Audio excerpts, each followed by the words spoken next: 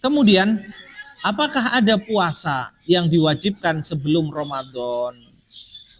Ya, ada riwayat dari Rubayyi binti Muawwid bin Afra radhiyallahu anha, bahwasannya dia berkata, arsala Rasulullah sallallahu alaihi wasallam ghadata Asyura ila qural ansor allati haulal Madinah.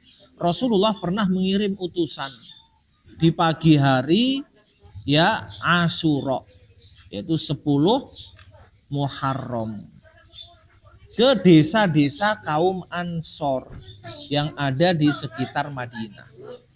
Apa isinya? Mangkana asbaha iman fal yutimma shaumah. Barang siapa yang pagi ini sudah berpuasa, hendaklah melanjutkan puasanya.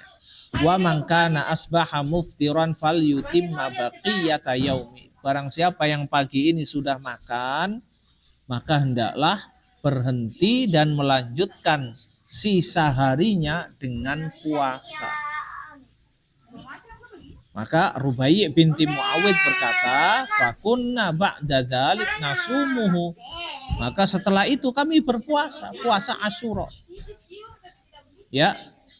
Wa nusawwim sibyanana sighar minhum insyaallah. Dan kami mengajari anak-anak kami yang kecil berpuasa. Wa nadhhab ilal masjid, kami datang ke masjid. Wa naj'al lahumul lu'bah minal ihan, dan kami buatkan mainan untuk anak-anak. Ya. Fa idza baka ahaduhum 'ala ta'am a'tainaha iyyahu 'indal iftar. Apabila salah satu di antara anak-anak kami yang kecil itu menangis karena lapar, ya kami beri mainan itu sampai waktu buka puasa. Ini hadis riwayat Bukhari dan Muslim. Hadis ini mengisyaratkan bahwasannya sebelum diwajibkan puasa Ramadan, sudah diwajibkan puasa Asyura. Ya, kemudian setelah itu dia apa? Setelah itu dihapus. Maka kalau puasa Asyura itu menjadi puasa yang pernah diwajibkan, maka bagaimana dengan puasa Ramadan? Ya tentu lebih wajib, karena tidak ada dalil yang menunjukkan puasa Ramadan dihapus.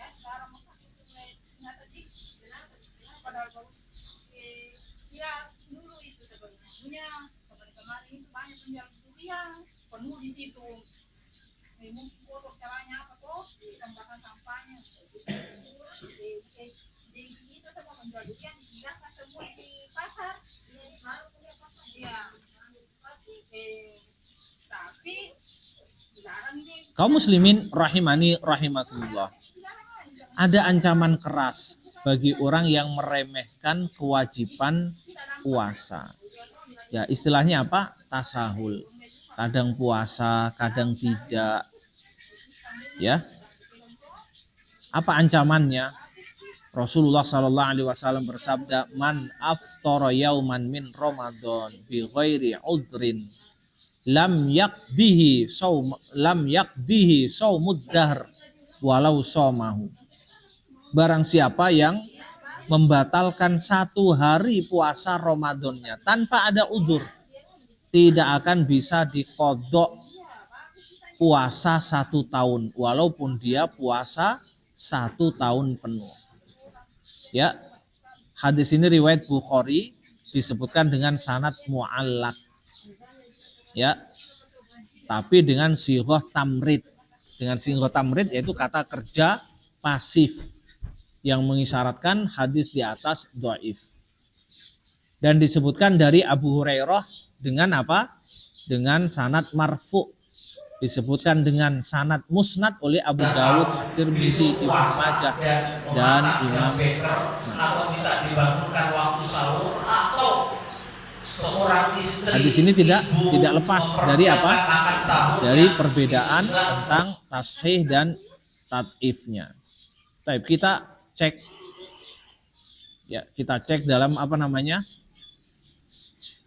Dalam tashih hadis.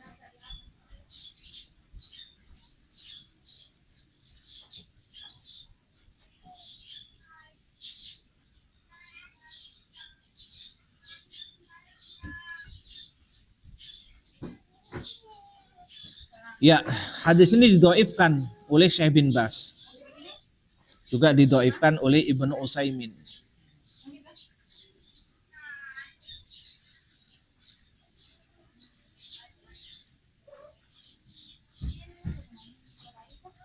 Kemudian didhaifkan oleh Imam Albani dalam Dhaif At-Targhib.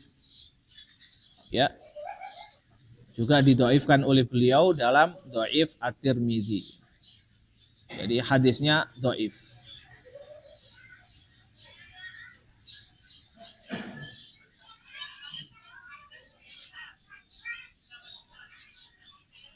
Kaum muslimin rahimani rahimakumullah. Kita kembali ke pembahasan yang kita bahas.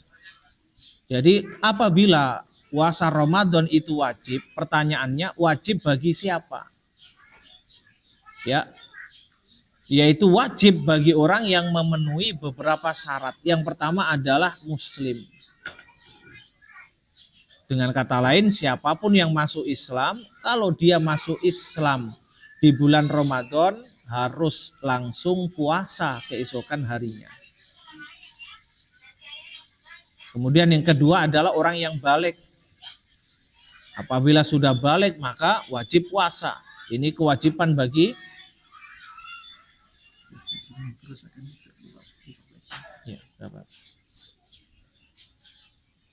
bagi orang tua yang sudah melihat anaknya balik, menjadi kewajiban dia untuk apa?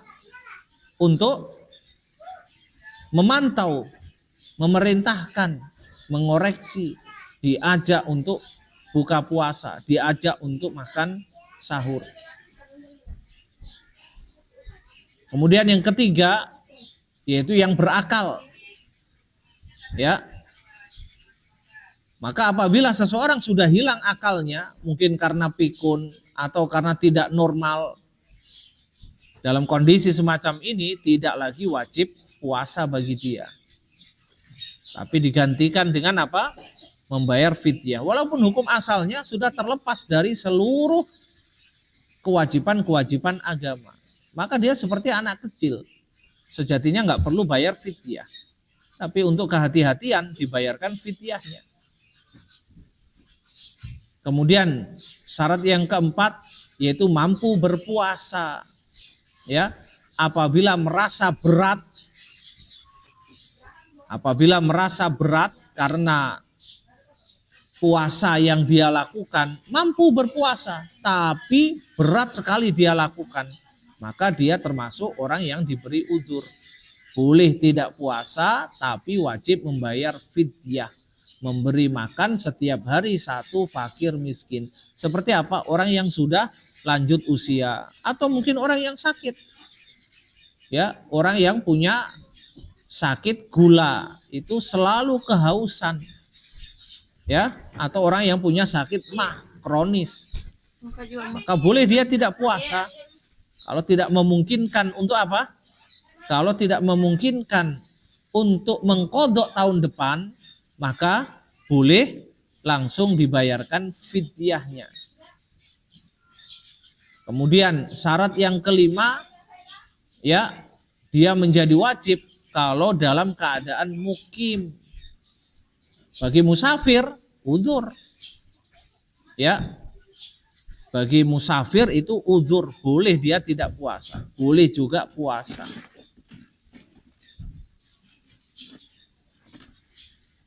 Kemudian yang terakhir khusus bagi para wanita yaitu apa? Terbebas dari haid dan nifas. Maka wanita yang haid, wanita yang nifas dilarang untuk apa? Dilarang untuk berpuasa. Kaum muslimin rahimani rahimakumullah. Ini semua sebenarnya sudah tergabung dalam ayat puasa yang Allah sebutkan dalam Al-Quran, ya ayyuhalladzina amanu kutiba alaikumussyam. Ya, wahai orang-orang yang beriman, diwajibkan bagimu berpuasa. maka puasa hukumnya wajib, puasa Ramadan hukumnya wajib. Ya. Tapi wajib bagi siapa? Ya ini yang kita sebutkan. Orang muslim, balik, berakal, kemudian apa? Mampu untuk berpuasa kalau dia sakit atau orang tua, maka diberi udzur. Kemudian yang kelima apa? Dalam keadaan mukim. Kemudian yang keenam, terbebas dari haid dan nifas. Apabila sudah memenuhi syarat ini, wajib berpuasa bagi dia, tidak ada uzur. Bagi wanita tidak diperbolehkan melakukan tipu daya agama. Apa contohnya?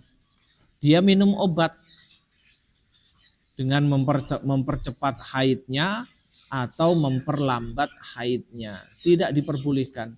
Itu masuk dalam kategori apa? At-tahayyul fil ahkam. Ya, masuk dalam kategori melakukan tipu daya hukum agama. Di awal Ramadan yang kemungkinan itu adalah dia dalam keadaan suci, maka minum obat biar cepat keluar haidnya. Maka awal Ramadan dia tidak berpuasa. Ya, atau mungkin di akhir Ramadan ya, dia tidak ingin puasa, maka minum obat biar cepat keluar haidnya. Ini semua hukumnya tidak diperbolehkan. Kemudian Allah berkata ayyamam ma'dudat. Ya, hanya beberapa hari. Beberapa hari ini disebutkan apa? 1 bulan. Ya, karena puasa disebut puasa Ramadan, dinisbatkan kepada bulan. Dan bulan bisa 29 hari, bisa 30 hari. Kemudian disebutkan uzurnya. Berarti kebalikan dari uzur, wajib dia. Tidak ada alasan untuk tidak puasa. Maka Allah berkata, "Faman kana minkum maridun." Barang siapa di antara kamu yang sakit. Berarti sakit ya tidak mampu puasa. Kalau dalam keadaan sehat, mampu berpuasa, wajib berpuasa. Tidak ada alasan untuk tidak berpuasa. Alasannya apa? Karena pekerjaannya berat. Pekerjaannya berat, angkat batu, ya, kerja bangunan, angkat barang di pelabuhan, tidak jadi alasan. Karena alasannya sakit, Anda tidak sakit, Anda sehat, ya. Au ala safar, atau dalam keadaan safar. Berarti orang mukim tidak ada alasan untuk tidak puasa. Kapan seseorang dihukumi mukim? Hah? Kapan seseorang dihukumi mukim?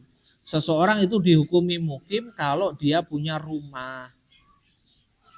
Ya, Anda dari Sumatera, Anda dari Medan, Anda dari Aceh, Anda dari Surabaya, dari Malang, datang ke sini, ya, kemudian Anda punya rumah, maka dikatakan Anda mukim. Ya. Kemudian yang kedua yaitu dengan niat. Anda tidak punya rumah, tapi niatnya Anda mukim, maka Anda sewa rumah. Itu juga mukim. Kemudian yang ketiga, dengan apa? Dengan menikah. Ketika Anda sudah menikah dan Anda tinggal di di desa istri Anda, maka Anda dihukumi mukim, bukan lagi musafir. Sebelum Anda proses akad nikah, benar Anda musafir. Tapi ketika sudah akad nikah, Anda sekarang mukim, tidak boleh dikosor sholatnya. Itu adalah kriteria kapan seseorang dihukumi mukim. Ya. Adapun sekedar menyewa rumah tanpa ada niat untuk bermukim itu tidak dihukumi mukim. Ya, nyewa rumah, nyewa kamar, tinggal di hotel, walaupun itu mungkin beberapa hari, 1 minggu, 2 minggu, itu belum dihukumi mukim. Walaupun para ulama menyebutkan perbedaan pendapat apabila seseorang tinggal di suatu tempat lebih dari 3 hari, kapan dia dihukumi mukim? Apa batasannya? Sebagian mengatakan 3 hari, setelah 3 hari tidak mukim. Ada yang mengatakan 20 hari, seperti yang dilakukan oleh Rasulullah ketika Fathu Mekah. Selama 20 hari itu Rasulullah mengqashar sholat. Dan beberapa pendapat yang lain. Ini hukum yang berkaitan dengan safar, tapi juga berkaitan dengan puasa. Mungkin Anda ketika dalam keadaan puasa nanti menjadi musafir. Maka kapan Anda masuk dalam kategori ahlul a'dzar dan kapan Anda masuk dalam kategori orang yang tidak punya uzur sama sekali, wajib puasa. Karena perasaan semacam ini bisa menjadi was-was dalam diri seseorang. Ya, kemudian meremehkan puasanya dan akhirnya apa? Akhirnya tidak puasa. Saya punya uzur, padahal tidak. Fa'iddatum min ayyamin ukhor, maka hendaklah apa? Maka hendaklah mengqadha di hari yang lain. Wa 'alal ladzina yutiqunahu fidyah ta'amu miskin, dan bagi yang mampu tapi merasa berat, ya, maka boleh tidak puasa. Tapi harus membayar apa? Harus membayar fidyah, memberi makan fakir miskin. Ini berlaku bagi orang tua. Ya, berlaku bagi orang tua yang sudah lanjut usia.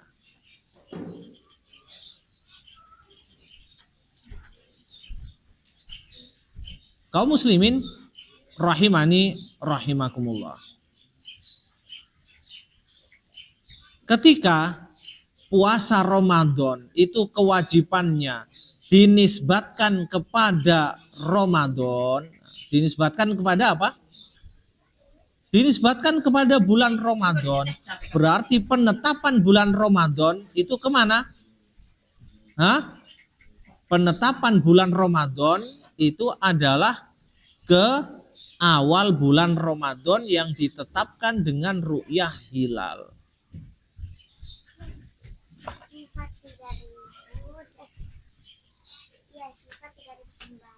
Rasulullah Shallallahu Alaihi Wasallam bersabda, "Sumu li ru'yatihi wa aftiru li ru'yatihi fa in humma 'alaikum syahr fa'uddu salasin." Ya, puasalah ketika engkau melihat ru'yah hilal dan beridul fitrilah ketika engkau melihat ru'yah hilal. Tapi kalau mendung, maka sempurnakan atau hitunglah bulan itu menjadi 30 hari.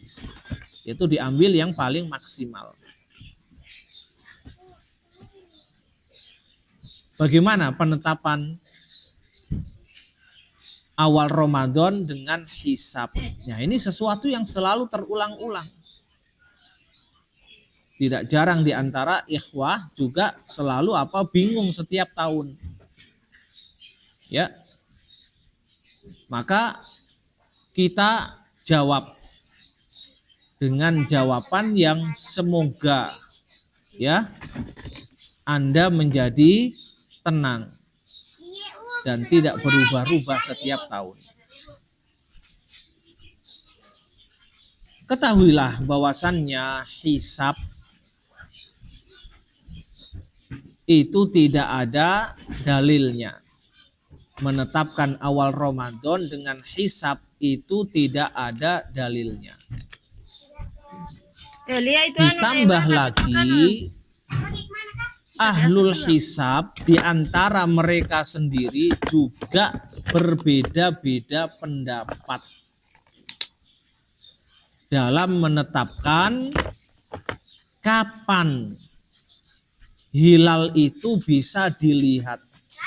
apakah bisa dilihat ketika terhitung 2 derajat di ufuk ataukah 3 derajat lebih? Ya, mereka berbeda pendapat. Ketika awal perbuatan mereka tidak ada dalilnya, maka ketika mereka berbeda pendapat juga tidak ada tarjih yang bisa digunakan untuk memilih salah satu di antara perbedaan pendapat di antara mereka. Ini yang pertama. Nah, kebiasaannya ikhwah itu berhenti di sini, kemudian dia menolak hisab 100%. Permasalahannya bukan berhenti di sini. Karena Anda menolak hisab untuk menetapkan awal Ramadan, tapi Anda menggunakan hisab untuk sholat 5 waktu. Nah ini kan aneh, apa bedanya?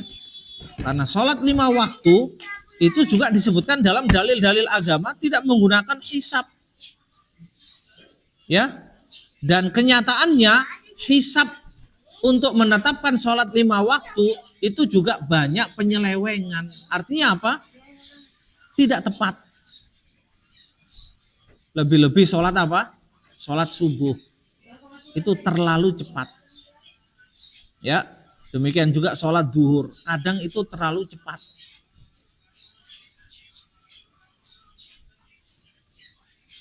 Oleh sebab itu, ya, kita ingin menganalisa dengan analisa yang lebih apa? Lebih masuk akal.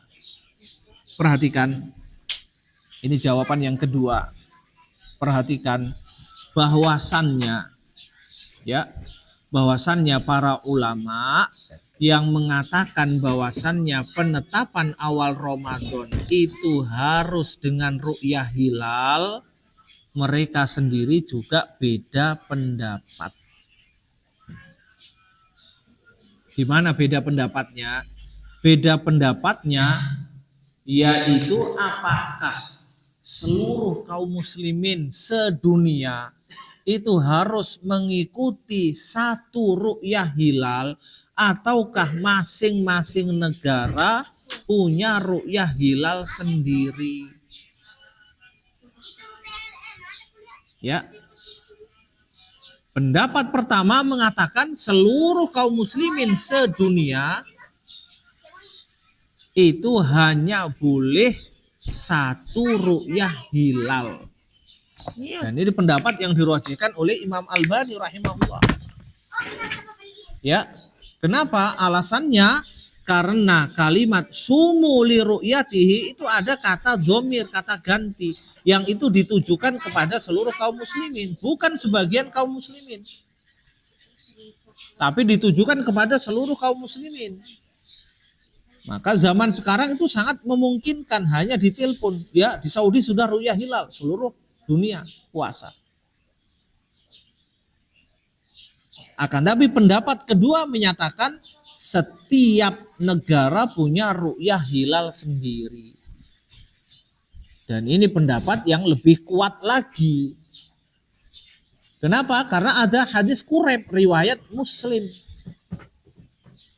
Yang mana Quraib ini dikirim oleh Ummul Fadl, ibunya Abdullah ibnu Abbas, ke Syam.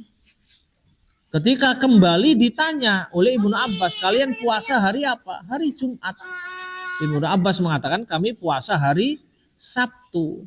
Quraib mengatakan kenapa tidak cukup dengan puasa atau ru'yahnya Ahlus Syam?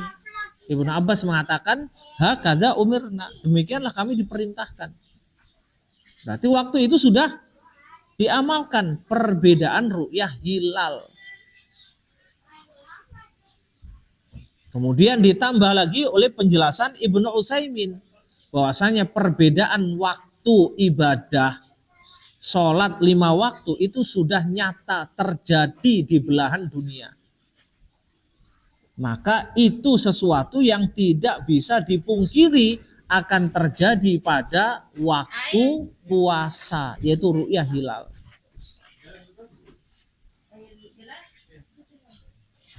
Kemudian ditambahkan lagi dengan Dalil yang ketiga, Rasulullah berkata, as-saumu yauma tasumun. Berpuasa itu ketika kalian semua berpuasa. Yang mana puasa yang menetapkan itu siapa? Waliul amr. Maka waliul amr sekarang terpecah-pecah. Maka mereka punya apa? Punya wewenang sendiri-sendiri untuk menetapkan puasa Ramadan.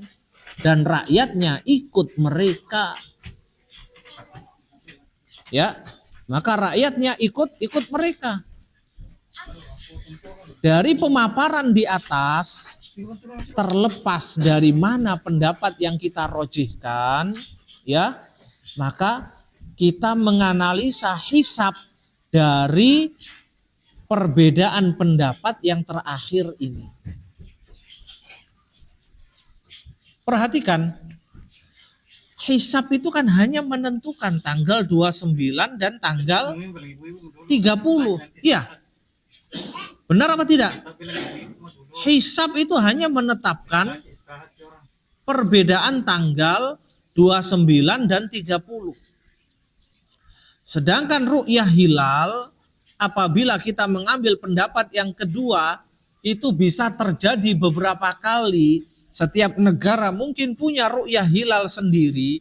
Maka apabila kita mengatakan bahwasannya mereka puasa lebih cepat, ya, mereka puasa lebih cepat karena hasil hisabnya ya masuk dalam keumuman pendapat pertama yang dirojihkan oleh Imam Albani.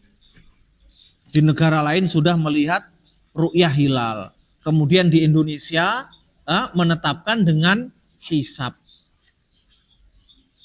Berarti Muhammadiyah puasa seperti pendapat yang pertama, yaitu menggunakan ru'yah hilal yang berlaku untuk seluruh dunia. Maka di sana sudah ada ru'yah hilal, seluruh kaum muslimin puasa semuanya, yaitu pendapat dia. Terlepas dari hitungan dia yang rumit. Tapi sejatinya apa? Sejatinya masuk dalam pendapat pertama yang menggunakan ru'yah hilal, akan tetapi dia berpendapat berlaku untuk seluruh kaum muslimin di dunia. Faham di sini ya? Faham? Jadi pendapat pertama yang mengatakan harus dengan ru'yah hilal, mereka mengatakan itu berlaku untuk seluruh dunia. Di Saudi lihat ru'yah hilal, Indonesia harus ikut, Amerika harus ikut. Ini pendapat Imam Albani. Ya. Kalau misalnya di Aljazair melihat ru'yah hilal, maka demikian juga negara-negara di Asia, Afrika, ya, Amerika, semuanya harus puasa besok. Berarti berlaku apa?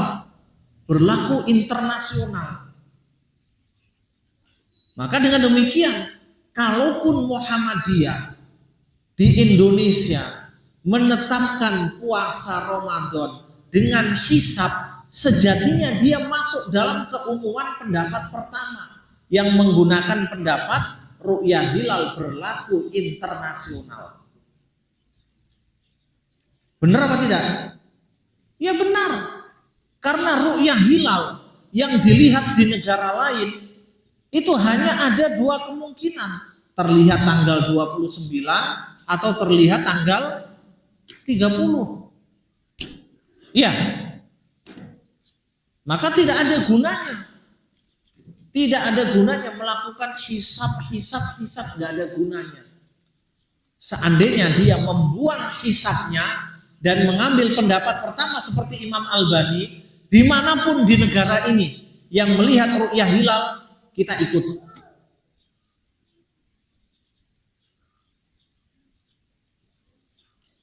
Hanya saja dengan hisab mereka bisa mengumumkan jauh-jauh hari.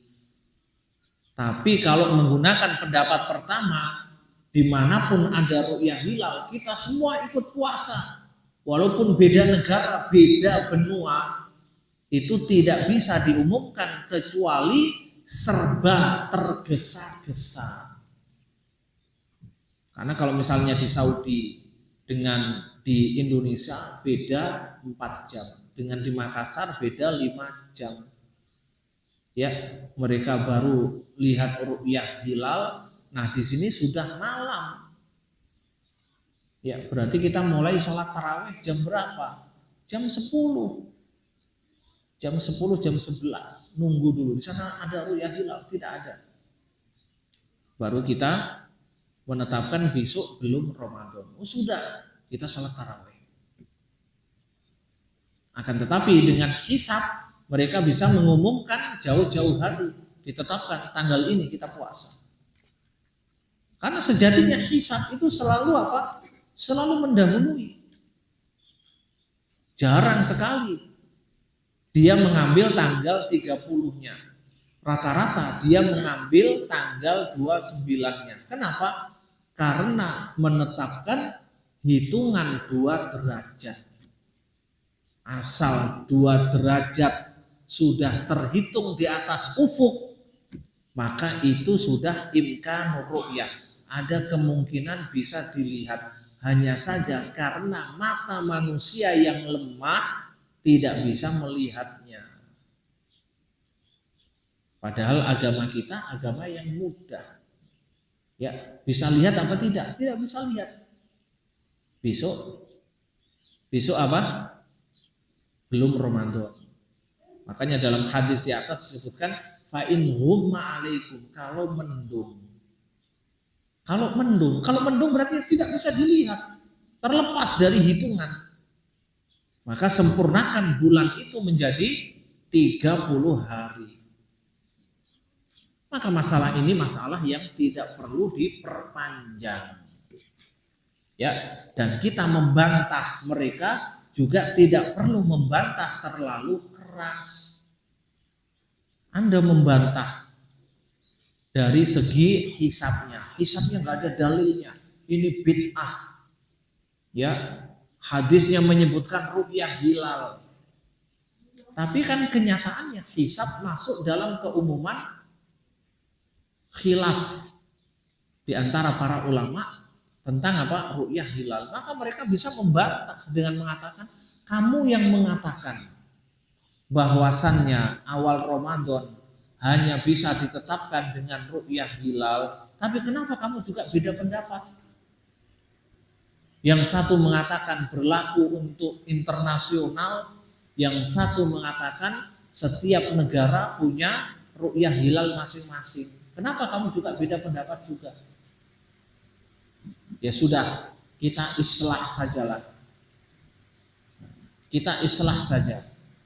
Kamu yang pakai hisab, kenyataannya kan ikut pendapat pertama, bahwasannya ru'yah hilal berlaku internasional. Kenapa? Karena engkau menetapkan rata-rata tanggal 29-nya. Dan 29 itu ada kemungkinan di negara manapun terlihat ru'yah hilal. Ya, dan saya ikut pendapat kedua, masing-masing negara punya ru'yah hilal. Intinya ya sama. Anda menolak hisab, membantah hisab, Anda berpegang dengan ru'yah hilal, kenyataannya ru'yah hilal juga ada perbedaan pendapat dalam prakteknya. Allahu a'lam bishawab.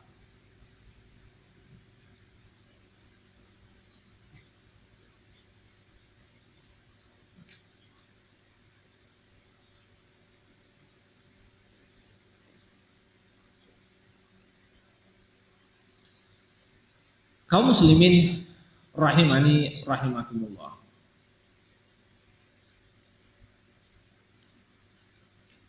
Ketika kita membahas tentang ahlul a'dzar, siapakah saja? Lanjut aja. Lanjut aja. Perlu istirahat nggak? Lanjut aja. Saya tadi datang ke sini masih ngantuk-ngantuk. Jam 1 malam sampai ya.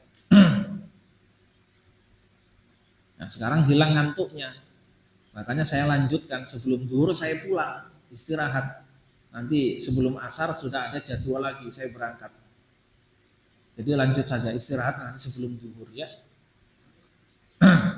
Ketika kita berbicara tentang ahlul a'dzar, maka ahlul a'dzar di sini ada beberapa macam ya. Jadi diisyaratkan dalam ayat yang kita baca. Faman kana minkum maridun aw ala safar fa iddatun min ayyamin ukhra wa 'alal ladina yutiqunahu fidyatun ta'amu miskin. Siapakah ahlul a'dzar ini? Yang pertama adalah orang yang sakit. Ahlul a'dzar orang yang diberi udzur, boleh tidak puasa Ramadan. Nah, itu adalah orang yang diberi udzur. Siapa yang pertama? Orang yang sakit. Dan sakit di sini ada dua macam. Yang pertama adalah sakit yang ada harapan sembuh. Ya, sakit-sakit ringan. Memang tidak bisa puasa karena demam tinggi, harus minum obat. Tapi ada harapan sembuh. Mungkin sakit 3 hari, 4 hari, ya. Boleh tidak puasa, tapi dia harus mengqadha, tidak boleh dibayar fidyah. Kemudian yang kedua adalah orang sakit yang sakit kronis. Ya, orang sakit kronis, tidak ada harapan sembuh, sakit parah. Maka ini boleh langsung dibayarkan fidyah. Ada mah kronis. Ya, atau sakit parah apalagi? Mungkin sakit hepatitis ya, tingkat tinggi. Atau sakit gula ya, tingkat tinggi, jadi selalu haus, tidak bisa lepas dari minuman. Ini boleh langsung dibayarkan fidyahnya. Kemudian yang kedua adalah musafir. Seorang musafir boleh tidak puasa. Tapi kapan seseorang dikatakan musafir? Kapan? Ya, dalam hadis-hadis Rasulullah SAW yang menyebutkan tentang safarnya wanita, tidak boleh safar kecuali harus disertai mahram, itu disebutkan dengan beberapa lafaz. Ya, kadang-kadang disebutkan dengan lafaz disebutkan dengan lafaz waktu, ya. Perjalanan sehari semalam. Perjalanan sehari semalam. Namun riwayat-riwayat lain ya tentang safar, dikatakan safar itu disebutkan dengan jarak. Seperti riwayat Abdullah ibnu Abbas, antara Mekah ke Taif, antara Mekah ke Jeddah. Setelah dihitung dengan jarak antara 85 km sampai 95 km. Itu adalah jarak safar. Dan ini lebih mudah. Kenapa? Karena safar jika dikembalikan kepada hari zaman sekarang dengan sarana transportasi yang sangat cepat, ya, perjalanan sehari semalam sampai mana sekarang? Sampai Turki, mungkin sampai Amerika, baru dikatakan safar. Subhanallah, ya. Maka kalau dengan jarak lebih mudah dipraktekkan. Sebagian mengatakan safar itu kembali kepada uruf, kembali kepada adat. Mana yang difahami oleh orang setempat sebagai safar, maka itu adalah hukum safar. Boleh mengqashar sholat, boleh tidak puasa. Apabila mereka menyebutkan bukan safar, maka tidak boleh mengqashar sholat dan juga tidak boleh mengambil uzur untuk tidak puasa. Baik. Untuk pendapat ini susah menetapkan siapa yang diambil kata-katanya untuk menetapkan uruf. Karena uruf itu tidak tercatat. Ya, Anda bertanya kepada siapa? Anda bertanya kepada orang gunung. Orang gunung kalau Anda tanya, ya jangankan 85 km, 30 km sudah muntah-muntah. Itu sudah memberatkan, itu sudah dia anggap safar. Ataukah Anda tanya kepada orang kota yang biasa melakukan perjalanan, yang mana perjalanan 100 km mungkin dia tempuh PP hanya 3 jam. Ya, naik kereta ke sana ambil barang, kulaan, kemudian langsung pulang. Ya, hanya 3 jam, 3 jam setengah sudah sampai rumah lagi. Safar enggak main-main saya. Itu rutinitas saya. Susah. Maka yang paling tepat adalah pendapat yang menetapkan bahwasannya safar itu ditentukan dengan jarak, lebih mudah dipraktekkan. Apalagi zaman sekarang, cek dengan Google Map. Ya, Anda mau kemana? Mau ke Pangkep, cek dari sini ke Pangkep berapa kilometer? Ya, 150, selesai. Berarti sudah masuk jarak apa? Jarak safar. Anda boleh tidak puasa. Kemudian masalah yang kedua, bagaimana kalau seseorang pekerjaannya memang musafir? Apakah boleh tidak puasa? Iya boleh. Pekerjaannya pilot, supir antar daerah, antar provinsi, masinis, nahkoda, ya masuk dalam keumuman safar. Terus kapan dia harus mengqadha? Terserah dia. Karena yang disebutkan dalam ayat di atas itu adalah udzur bagi musafir. Maka dia disebut musafir. Sebagaimana dia boleh mengqashar sholat, dia boleh mengambil rukhsah dalam puasa Ramadan. Adapun mengqadha itu urusan dia. Tapi hukum asalnya yang kita bahas, hukum asalnya boleh tidak puasa. Namun yang lebih baik apabila tidak memberatkan dan mampu untuk puasa, harus tetap puasa. Kemudian yang ketiga, kapan seseorang boleh kapan seseorang boleh membatalkan puasanya, atau dengan kata lain, apabila seseorang sudah berniat safar, apakah boleh dia juga berniat tidak puasa keesokan harinya? Niat safarnya malam hari, tapi mulai safarnya besok setelah duhur. Pertanyaannya, apakah boleh dia tidak puasa dari sejak apa? Sejak adzan subuh sampai duhur, sampai dia melanjutkan safar. Apakah boleh dia tidak puasa? Jawabannya tidak boleh. Karena dia baru niat dan belum melakukan aktivitas safar.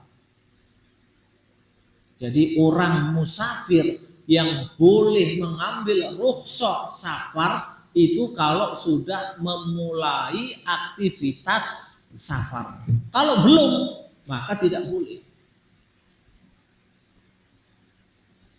Contohnya, ketika Anda ingin safar dan masih di desa Anda ingin sholat duhur dan sholat asarnya dijamak. Boleh apa tidak? Boleh apa tidak? Boleh. Tapi pertanyaannya, apakah boleh Anda sekalian mengqashar? Ya, masih ada di desanya, sekalian saya jamak qashar. Boleh apa tidak? Tidak boleh, Anda tidak boleh mengqashar. Kenapa? Karena mengqashar itu syaratnya Anda sudah melakukan aktivitas safar. Anda belum keluar dari desa. Sedangkan menjamak itu lebih apa? Lebih ringan. Karena sebab bolehnya menjamak bukan hanya safar, tapi karena kebutuhan. Ya. Maka orang yang sakit dia boleh menjamak? Boleh. Tapi apakah dia boleh mengkosor? Nanti dulu. Anda sekarang di mana? Saya sakit di rumah saya. Enggak boleh. Anda di mana? Saya di rumah sakit. Berapa jarak rumah sakit Anda dengan rumah Anda? Berapa jaraknya? 50 km. Enggak boleh mengkosor. Tapi Anda boleh menjamak. Berapa jaraknya? 100 lebih. Boleh Anda mengkosor plus dijamak. Nah, kaum muslimin rahimani rahimakumullah. Oleh sebab itu, ya, orang yang ingin melakukan safar harus tetap sahur. Ya, harus tetap sahur dan ada niat untuk berpuasa esok harinya. Ketika dia berpuasa, duhurnya dia berangkat. Nah, ketika sudah meninggalkan batas kota, barulah boleh apa? Barulah boleh batal puasa. Dia mau makan, mau minum, baru diperbolehkan.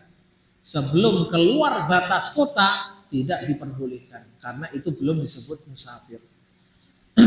Para ulama menyebutkan tidak hanya batas kota, bahkan rumah terakhir yang masih ikut administrasi desa itu, barulah dia boleh mengkosor atau membatalkan puasanya. Kalau Anda naik pesawat bagaimana? Ya meninggalkan apa? Meninggalkan perumahan penduduk. Kalau Anda naik kapal laut, yaitu dengan meninggalkan pelabuhan sampai menjauh, tidak terlihat lagi perumahan terdekat di pelabuhan itu. Itu baru dikatakan mulai melakukan safar.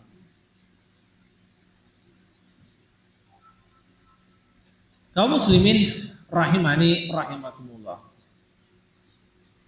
Ini adalah orang yang punya udzur kedua karena dia musafir.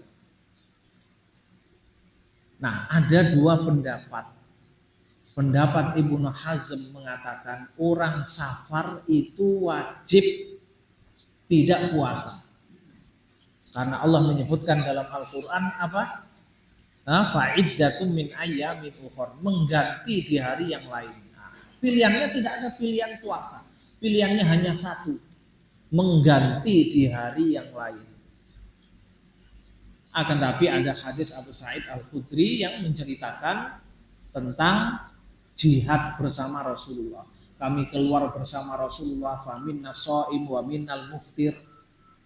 Ya, kami keluar bersama Rasulullah, di antara kami ada yang puasa, di antara kami ada yang tidak puasa. Dan Rasulullah tidak mengingkari. Karena safar itu yang lebih tahu adalah masing-masing orang. Ya, masing-masing orang. Jangan engkau mengkiaskan orang lain dengan dirimu. Subhanallah. Ketika kita safar, ya, kemudian kita makan, ya, teman-temannya yang lain mengingkari. Kenapa kamu makan? Kenapa kamu batalkan? Subhanallah. Ini agama Allah, bukan agamamu. Ya, ketika Allah memberikan rukhsah, berarti boleh apa? Boleh makan dimanapun. Tidak harus sembunyi-sembunyi. Kenapa? Karena itu memang diperbolehkan, dihalalkan. Makanya Ibnu Utsaimin rahimahullah ketika ditanya tentang hukum jualan di bulan Ramadan siang hari, boleh apa tidak? Jualan makanan, bukan jualan yang lain, jualan makanan, warung lah ya, rumah makan, boleh enggak? Kita tanya tentang kenyataan yang ada di masyarakat kita. Kalau ada warung buka siang-siang, disuruh tutup apa tidak? Rata-rata disuruh tutup, nggak boleh jualan. Pertanyaannya, kamu kasih makan. Kalau dia tidak jualan, kamu kasih makan. Kan tidak. Maka Ibnu Utsaimin rahimahullah beliau mengatakan, ya, apabila warung itu adalah warung yang di jalanan musafir, maka dia boleh buka. Kenapa? Karena memang musafir itu boleh tidak puasa, maka dia boleh makan. Kalau dia boleh makan berarti boleh kita menjual ke dia. Ya. Akan tetapi kalau warung itu bukan di jalanan musafir, benar tidak boleh karena itu satu dzari'ah, menutup pintu kejahatan orang yang ingin tidak puasa. Walaupun sebenarnya mungkin dia bisa makan di rumahnya. Ya kalau dia makan di rumahnya kan diingkarin satu rumah. Tapi kalau dia makan di warung di situ kan sembunyi, tidak dilihat oleh orang-orang yang berpuasa. Hanya sesama mereka yang tidak puasa saja bisa saling melihat. Maka menjadi apa? Sarana membantu orang yang tidak puasa. Tidak boleh. Tapi kalau di jalanan musafir boleh. Nah,